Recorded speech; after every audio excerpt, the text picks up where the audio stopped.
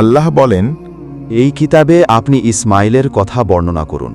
তিনি ছিলেন ওয়াদা রক্ষায় সত্যাশ্বয়ী এবং তিনি ছিলেন রসূল ও নবী।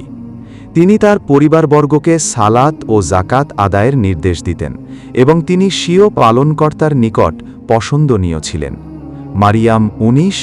হজরত ইসমাইল আলাইহিসসালাম ছিলেন পিতা ইব্রাহিম আলাইহিসসালামের জ্যেষ্ঠ পুত্র এবং মা হাজেরার গর্ভজাত একমাত্র সন্তান।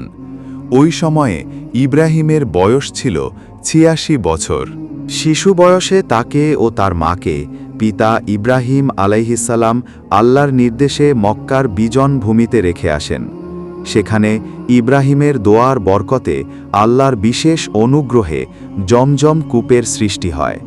অতপর ইয়েমেনের ব্যবসায়ী কাফেলা বনু জুরহুম গোত্র কর্তৃক মা হাজেরার আবেদনক্রমে সেখানে আবাদি শুরু হয়। ১৪ বছর বয়সে আল্লাহর হুকুমে মক্কার অনতিদূরে মিনা প্রান্তরে সংঘটিত হয় বিশ্ব ইতিহাসের বিস্ময়কর ত্যাগ ও কুরবানির ঘটনা। এটাই ছিল ছোট অংশ।